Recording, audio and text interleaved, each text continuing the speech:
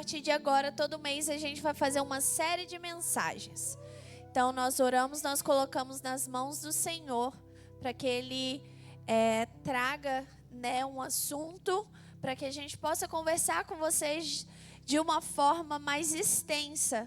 Às vezes, tem coisas que um culto só, 20, 30 minutos, é pouco, né? Aí passa um pouquinho do tempo, igual meu esposo, que para 45 minutos. Mas é porque quando a gente começa a falar da palavra do Senhor, a gente começa a conversar sobre Ele, tem tanto, né, que a gente quer transmitir para vocês. Então, mês de março, a gente tá março? Gente. 1º de março, oh glória, a gente vai falar sobre fé.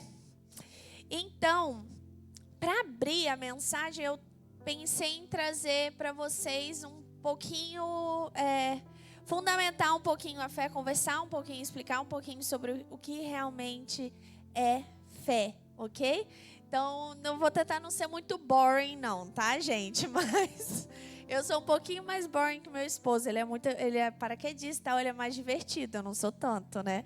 Mas espero que vocês fiquem aí comigo, amém? Vamos orar para a gente começar? Senhor, colocamos, Pai, em Tuas mãos o nosso coração e a nossa mente, para que esteja cativa a Ti, Jesus. Para que a gente possa receber a Tua mensagem, a Tua palavra, Pai, como uma semente em nossos corações que irá brotar, Pai. Hoje será uma noite de enxerto de fé, Pai, nos nossos ânimos e na nossa vida, Jesus. Que a gente saia daqui edificado pela Tua palavra e com a nossa fé cada vez mais forte no Senhor, Pai. Quero te agradecer pela oportunidade, por todos que o Senhor trouxe em segurança. Pai, que o Senhor ministre no coração de cada um deles essa noite, que seja feita da Tua vontade, Pai. Em nome do Senhor Jesus Cristo, amém. Amém. Então, gente, lá em Hebreus 11, 1, Paulo define fé como a certeza das coisas que se esperam, certeza do que se espera, e a convicção de fatos que não se veem. A gente ter certeza de algo que a gente não vê, que a gente não sabe, que não é palpável, né? Então, fé é crer, é confiar. Para aquele que crê, nenhuma evidência é necessária. Mas para aquele que não crê, nenhuma evidência é suficiente.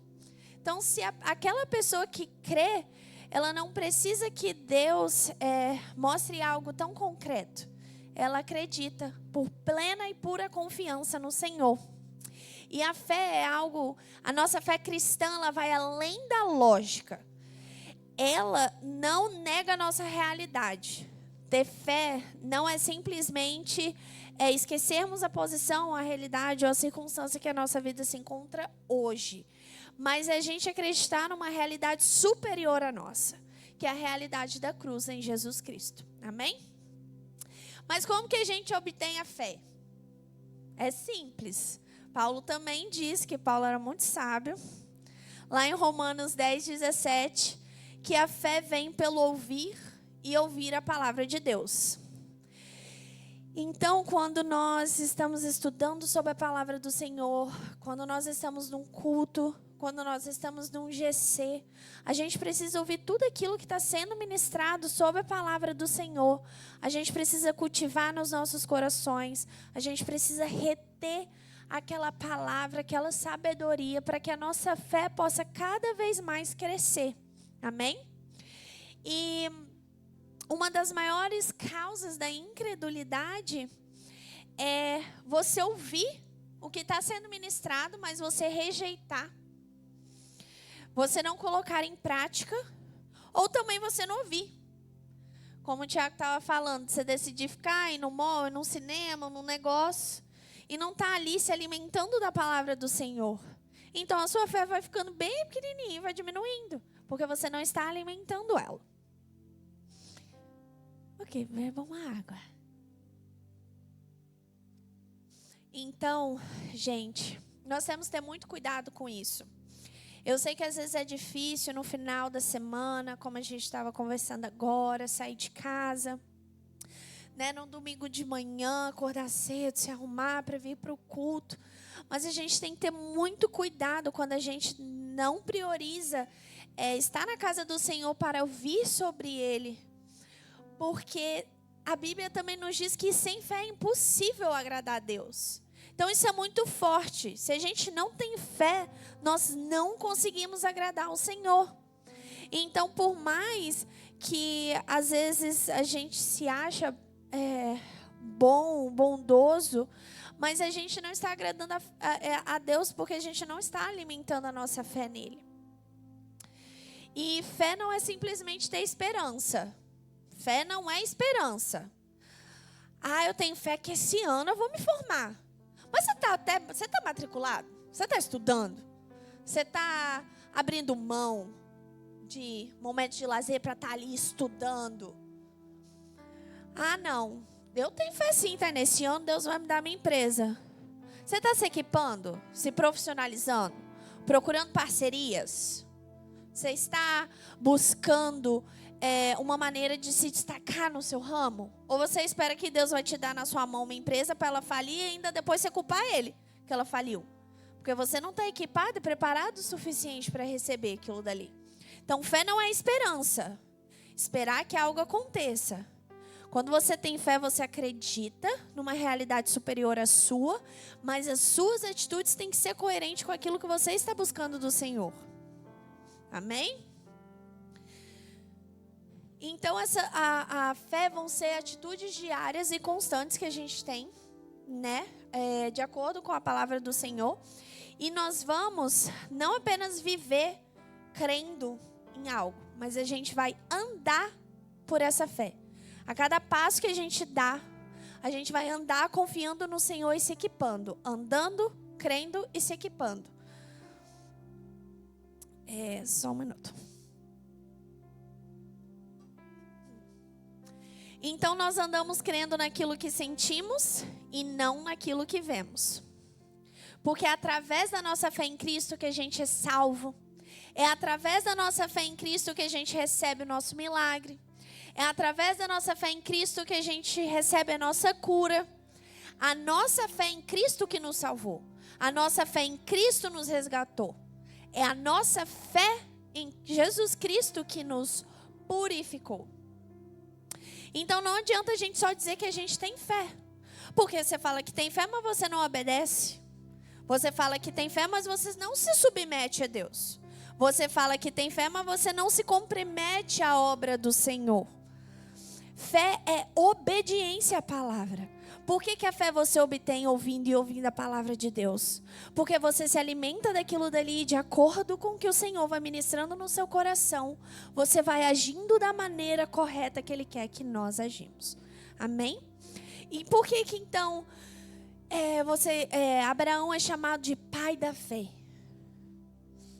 Lá em Gênesis 12, Abraão, ele obedece, sem evidências, sem certeza. Ele obedece por devoção ao Senhor e confiança plena no que o Senhor está o ordenando a fazer, mesmo que ele não tenha uma certeza clara do que está por vir. Por que eu falo isso? Gênesis 12 começa com o Senhor dizendo a Abraão: Abraão, largue a sua terra, largue a sua parentela e vá. Vá para onde? Vá para a terra. Que terra? Que eu te mostrarei. Deus não virou para Abraão e falou que a terra vai emanar leite, isso, isso, aquilo. Não falou o nome da terra. Gente, ele não falou nem se era norte, sul, leste ou oeste. Ele virou para Abraão: larga tudo. Larga sua casa, larga seus parentes, seus familiares, pega a sua família, sua esposa e seus filhos, pega o que é seu, seus gado, aí junta seus trem e vai. Senhor, para onde? Qual é a direção? Vou para lá, vou para cá, vem para cá. Ele não falou isso. Abraão obedeceu. Gente, não sei não se meu marido manda eu arrumar minhas malas, colocar minha criança dentro do carro e falar: bora. O quê? Minha casinha? Meu negócio? O quartinho da minha filha? Não. Deus mandou a gente ir, a gente vai. Para onde? Não sei. Ele vai mostrar. No caminho ele vai mostrar. Isso é fé.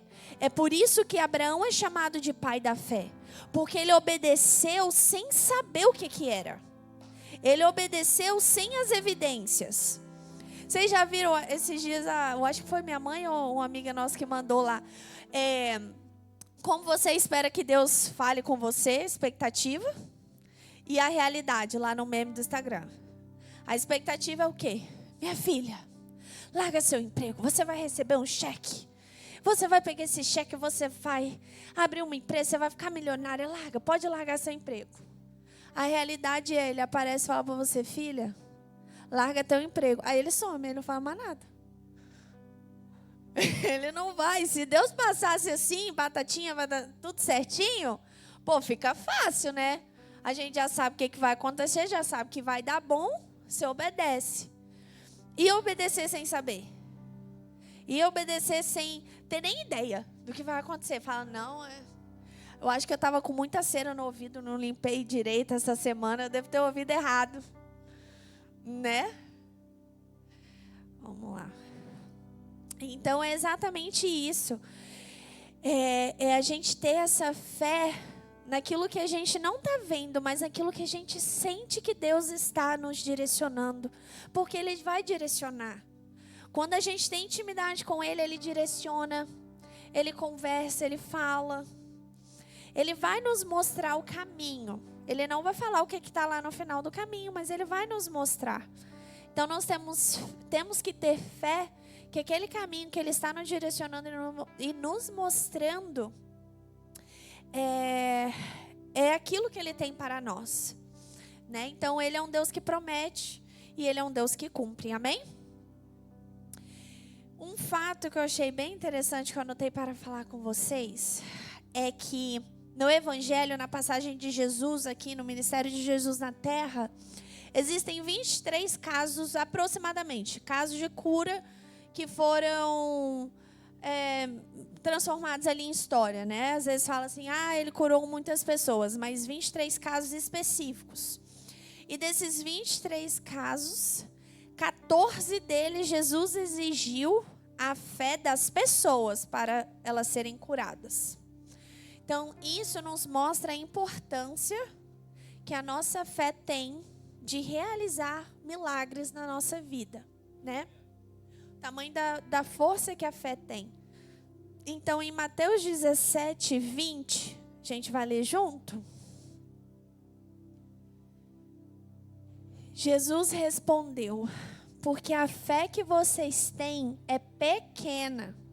Eu asseguro que se vocês tiverem fé do tamanho de um grão de mostarda, poderão dizer a esse monte, vá daqui para lá e ele irá. Nada será impossível para vocês. Amém? Essa fé de grão de mostarda, pelo menos a primeira vez que eu li esse versículo, que eu imaginei, se eu tiver uma fé mesmo que pequenininha, eu movo um monte. É verdade, a mostarda é um grão bem pequenininho. Só que naqueles tempos do Novo Testamento, ela era facilmente considerada como uma das menores sementes encontrada, né, pelos homens. Mas aquela semente, pequenininha, a menor delas, quando plantada, enxertada no solo, ela crescia e se tornava uma das maiores ervas que eles conheciam. Então, a fé pequenininha, plantada no solo fértil de Cristo, ela se tornava uma erva tão grande, tão imponente, que ela servia de ninho para aves do céu. Então, a sua fé, essa fezinha de grão de mostarda, que às vezes a gente está, né, ali começando e começando essa caminhada de crer fielmente em Deus, a nossa fé, sim, ela começa pequenininha. Mas se a gente planta ela em Deus, essa semente, e a gente vai cultivando, a gente vai regando, a gente vai se alimentando da palavra do Senhor, ela cresce. Ela cresce e depois as suas folhas, os seus ramos, elas vão servir de abrigo para aquelas pessoas que estão precisando desse enxerto de ânimo, esse enxerto de fé. Você vai se tornar abrigo para pessoas que também estão ali procurando crescerem em fé. Amém? Não vou me alongar muito. Eu tenho só mais um versículo para conversar com vocês. E aí a gente lê bem alto, bem junto, para vocês não dormir. Que eu estou tentando não ser longa. Vai ser Lucas 17, do 11 ao 19. Vai, pode começar.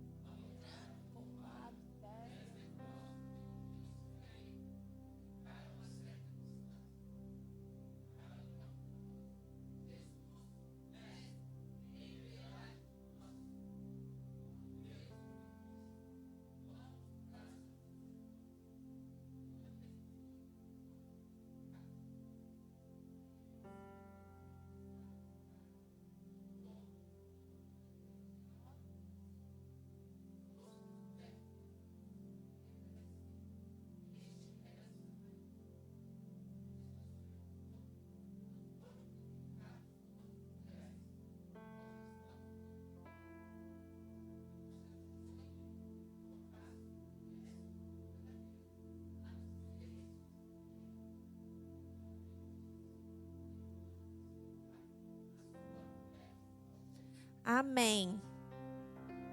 Gente, os leprosos nessa época, eles eram obrigados a viver longe de tudo e de todos. Eles não poderiam viver em sociedade. Mas se por um acaso eles fossem curados da enfermidade, eles se apresentavam ao sacerdote e o sacerdote examinaria os leprosos, e aí liberariam que eles voltassem, regressassem a viver em sociedade. Ok? Então é por isso que Jesus pede para que os 10 leprosos vão se apresentar ao sacerdote. Ok? Só que, nessa passagem, quando Jesus fala para esses leprosos irem se apresentar a eles, eles ainda eram leprosos. Eles ainda estavam doentes. Eles não tinham sido curados. E se eles se apresentassem ao sacerdote com lepra, eles poderiam ser apedrejados. Eles eram proibidos, ainda mais um sacerdote, um líder espiritual religioso. Então Jesus fala, vão e se apresentem. Ou seja, eles tiveram que dar meia volta, irem caminhando, andando, para receberem a cura. Eles tiveram que crer antes de receber. Eles foram caminhando em direção ao sacerdote com um risco de vida, né? Eles tiveram que ter muita fé, porque eu imagino ali até um conflito um pouco, né? Assim, nossa, mas se eu for e não aconteceu, eu ainda estou com lepra. E aí, alguém foi curado? E aí, né? Mas mesmo assim, os 10, eles foram. Então, à medida que eles foram caminhando, eles obedeceram, eles foram caminhando e eles foram curados. Eles foram curados da doença. Eles foram purificados da lepra. Ok? Só que um deles, quando viu que ele estava curado, a reação dele foi correr de volta ao sacerdote dos sacerdotes. Apenas um reconheceu o que Jesus era e é. Ele não apenas acreditou na cura e no milagre de uma enfermidade. Ele acreditou, ele creu em Jesus. Então ele volta e a passagem fala em alta voz, ele voltou gritando, glória a Deus, eu estou curado. E em vez de ir correndo para onde os outros 9 foram, eles foram fazer o quê? Eles foram lá, correndo, se apresentar para o sacerdote para provavelmente... Glória a Deus. Provavelmente assim, gente, eu tenho que ver minha filha, eu tenho que ver minha esposa, eu tenho que ver minha mãe. E aí eles focaram no que não era prioridade, né, a reação deles foi correr lá para o sacerdote para eles serem liberados, para eles poderem, né, retomarem a vida deles. Mas apenas um, que era samaritano, estrangeiro, que reconheceu o poder e a glória de Jesus. Então a passagem nos diz que ao final Jesus termina dizendo: a tua fé o salvou. Aqueles 9 samaritanos, eles receberam uma cura física. Mas os outros 9 leprosos, mas o samaritano, ele recebeu a salvação eterna, porque mediante a fé em Cristo, ele não apenas foi purificado de uma enfermidade, mas ele vai passar a eternidade juntinho com Cristo. E a partir desse versículo, dessa passagem, me fez pensar quantas vezes já aconteceram, né? Não sei se é só eu, assim, talvez outras igrejas aqui não, mas a gente fica lá jejuando, pedindo, orando, eu quero isso, eu quero aquilo, tenha misericórdia, Jesus.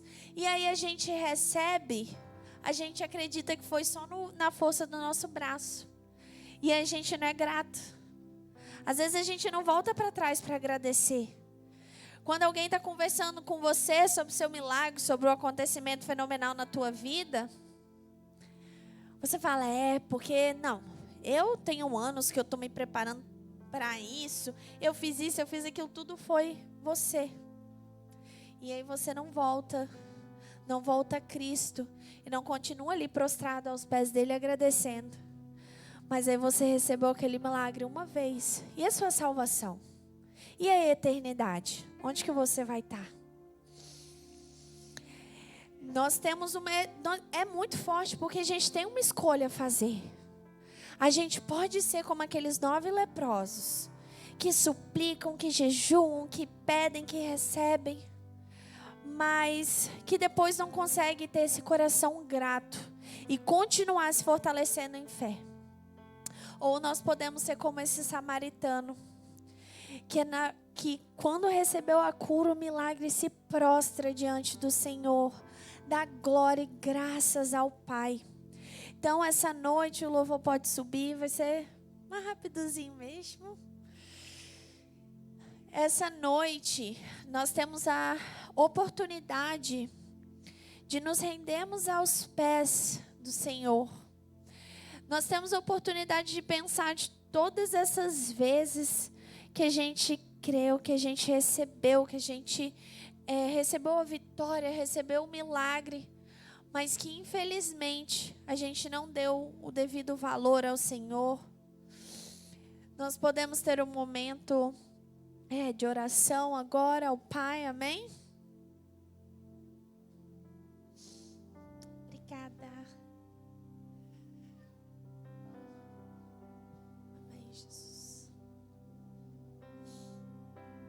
Jesus, coloque as mãos no seu coração.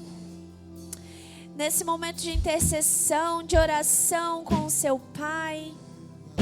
Fale com Ele: Jesus, me perdoa, Pai, se eu duvidei, se eu questionei, se eu hesitei, Jesus. Pai, desculpa se as minhas prioridades estavam deslocadas, Senhor. Essa noite haverá uma transformação, Jesus. Uma transformação de mente, de sentimentos, de emoções. Colocaremos a nossa esperança, a nossa fé em Ti, Jesus, porque tudo o que fazemos é para Ti e por Ti, Pai. Se você andou desviado dos caminhos do Senhor, se por um tempo a sua fé estava abalada, se alguma coisa na tua vida aconteceu, que você parou de acreditar no poder e na glória do Senhor, essa noite você tem uma oportunidade de voltar aos braços do Pai, que está te esperando. Então, também, se você está online e teve esse sentimento de súplica para retornar ao Senhor, você pode mandar uma mensagem, um comentário, que nós iremos entrar em comunicação com você, porque estamos aqui para um fortalecer o outro. Estamos aqui para sermos fortaleza, para orarmos juntos, para intercedermos juntos, para estarmos juntos, porque é através dele que nós recebemos todas as coisas. Eu vou contar até 3 se tem alguma pessoa aqui que quer voltar aos caminhos do Senhor. 1, 2, 3, com os olhinhos fechados. Amém. Se não, você em casa, você pode mandar um comentário que estaremos conversando com você. Se tiver alguém aqui que quer alguma oração específica, sinta-se à vontade. O Espírito Santo está nesse lugar, Ele quer cuidar de você. Ele quer enxertar a tua alma. Ele quer enxertar o teu espírito. Ele quer enxertar os seus ânimos. Que você saia daqui com a cabeça erguida. Porque quem cuida de você não dorme. Você está guardado no esconderijo do Altíssimo. Nada, nada, nada pode te atingir. Continue crendo, continue se fortalecendo, continue se alimentando dessa fonte de água que é inesgotável, água viva e água eterna. Glória a Deus.